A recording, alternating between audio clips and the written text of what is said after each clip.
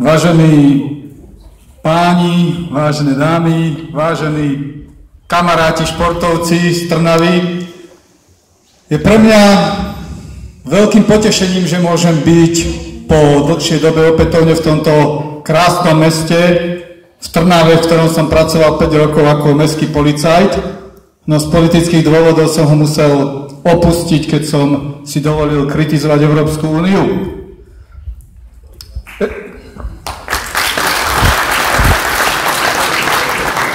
Ešte viac ma ale teší, že tu môžem byť dnes spoločne s ľuďmi, verím, že s rozumnými ľuďmi, ktorí v nadchádzajúcich voľbách sa nenechajú ovplyvniť špinavou mediálnou propagandou ani klanstvami a sľubmi tzv. Štandardných politikov, ktorí od roku 89 ničia a rabujú slovenský národ.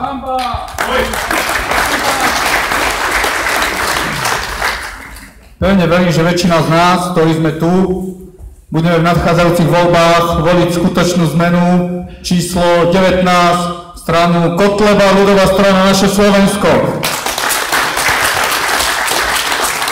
Rád by som pripomenul, a to by sme mali aj hovoriť všetci svojim priateľom a známym, že práve parlamentné voľby sú jedinečnou príležitosťou pre nás všetkých, pre nás občanov, ako môžeme klepnúť po prstoch tej skorumpovanej bande, ktorá ničí slovenský národ.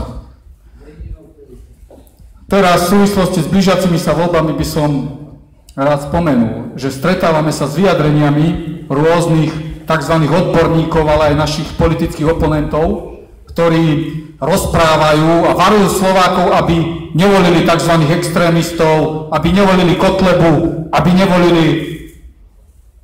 aby nás nepodporovali, pretože údajne my neponúkame žiadne riešenia, údajne nemáme žiadne návrhy a údajne nie sme odborníci a nepatríme do parlamentu.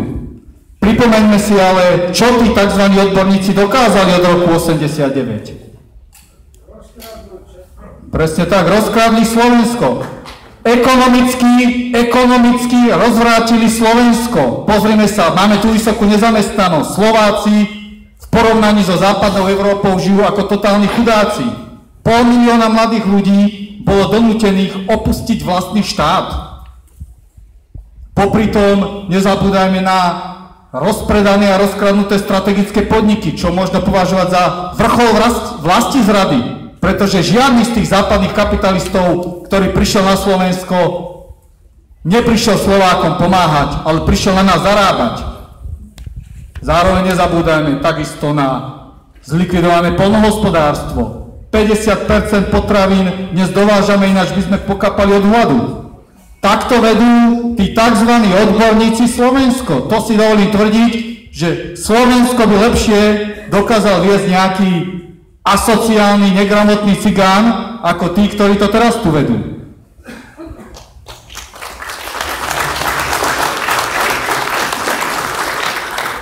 Samozrejme, tí naši tzv. Odborníci, vidíme, ako nastavili sociálnu politiku. Naše biele slovenské rodiny nemajú deti. Mladí ľudia sa boja, majú strach zakladať rodiny. Slováci demograficky vymierajú a naproti tomu sa vo veľkom rozmnožujú práve tí asociálni cigánsky paraziti, ktorí nám ale na dôchodky robiť nebudú, pokiaľ nesiahneme po nejakých radikálnych, spravodlivých a účinných opatreniach. Vážení priatelia, nebudem to tu naťahovať. Ešte na záver chcem vás vyzvať. Voľby sa blížia, práve počas volieb máme všetci spoločne jedinečnú príležitosť klepnúť po prstoch tým parazitom, ktorí sedia v parlamente. Nedajte sa odradiť, my poznáme riešenie slovenských problémov. V prvom rade zastaviť rozkrádanie, rozumné nakladanie s verejnými financiami a trestný zákon nastaviť tak, aby si každý parazit, aj politik rozmyslel, či bude poctivo pracovať, alebo klamať, kradnúť, vraždiť a znásilňovať. Ďakujem.